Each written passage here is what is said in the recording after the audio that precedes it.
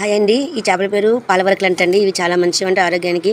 ఇవి పాలు తింటే కనుక పాలు బాగా పడతాయి అంటండి. ఇవి ఆరోగ్యానికి చాలా మంచిది అంటండి. వీటిని పాలవరకలు అంటారంటండి. మరి మీ ఊళ్ళో ఏమంటారు కామెంట్ చేయండి. ఇదిగోండి చేపలంటే బండకేసి రాగితే కనుక దీంట్లో ఉన్న పాకరంతా పోయి శుభ్రంగా క్లీన్ అవుతాయి అంటండి. మరి వీటిని అయితే కనుక మనం తలకాయలు తీసి తింటేనే దీంట్లో చేదు అనేది కూడా బయటికి వెళ్తుందంట. సో మరి మా మమ్మీ కడుగుతుంది, నాకైతే కడగడం రాదండి. నీళ్ళు పోయాలా? తర్వాత ఉప్పేస్తావా? ఉప్పేసి కడగాల. చూడండి మురికి అయితే ఎట్లా వెళ్తుందో వాటిది. సో విధంగా చాలా శుభ్రంగా చేసుకుని తింటే చాలా బాగుంటుందండి. ఇంకా వీటిని చింత చిగురు వేసి కనుక వండుకుంటే చాలా బాగుంటాయండి, చాలా టేస్టీగా ఉంటాయి.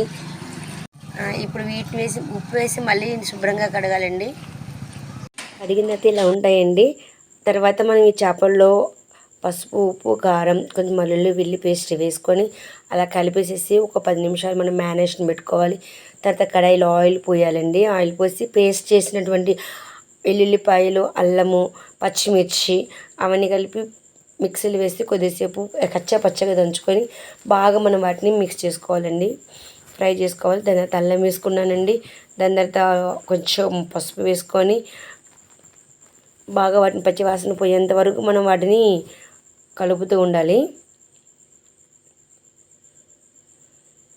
బాగా కలిపిన తర్వాత దాంట్లో ధనియా పౌడరు, జీలకర్ర, మెంతుల పేస్ట్ కూడా మనం దాంట్లో కలిపి బాగా మనం మిక్స్ చేసుకోవాలండి.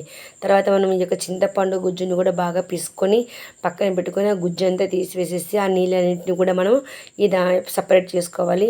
ఈ కొంచెం మగ్గిన దాంట్లో టమాటాలు వేసి కొంచెం బాయిల్ చేయాలండి. చేసిన తర్వాత ఈ యొక్క చింతపండు గుజ్జు అన్నింటిని కూడా దాంట్లో వేయాలి. వేసిన తర్వాత బాగా కలపాలండి. దాంట్లో మనం సరిపడా ఉప్పు, కారం వేసుకోవాలి.